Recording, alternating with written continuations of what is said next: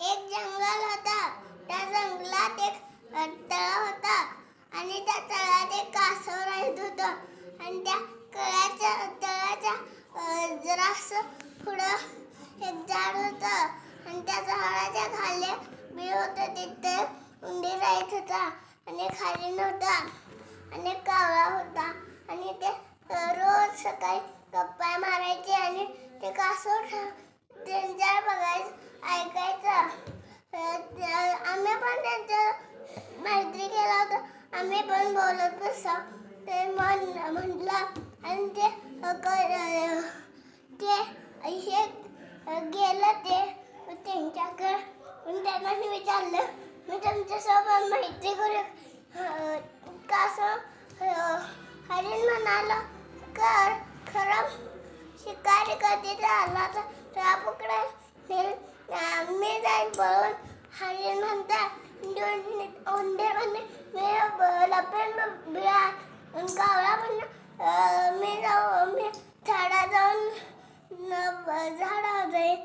मग ते कासव म्हणते तुम्ही माझी मित्र आहेसा की तुम्ही माझं होता. मग हरीण म्हणता बरं. मग तिने दोन गप्पा मारायला लागतात. मग त्यांचं बघून शिकारी बघतोय तिथं आणि तो म्हणतो हे कासव मिळालं ह्याला विकून आम्हाला पैसे दे. मग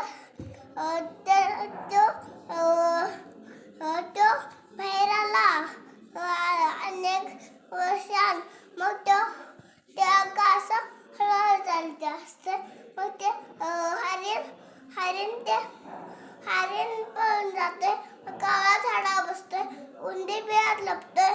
मग ते कासव एकटं राहतंय. मग त्याला चाला येत नाही पळा येत नाही म्हणून ते तिथं बसते. मग ते शिकारी त्या बांधून घेतोय.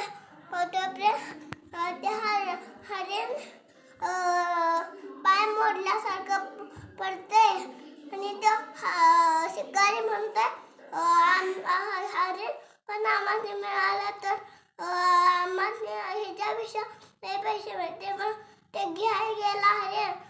तोपर्यंत उंदीरानं ती पिशवी सोडली आणि कासवा बाहेर काढलं. मग तोपर्यंत कावळा आरडला. मग त्या हरणा माहीत झालं पळायला सांगायला. मग पळायला लागलं जोरात. तोपर्यंत शिकारी दमून आला आणि पिशवीत बघितलं कासव पण नाही हरीण पण नाही. गोष्ट संपली.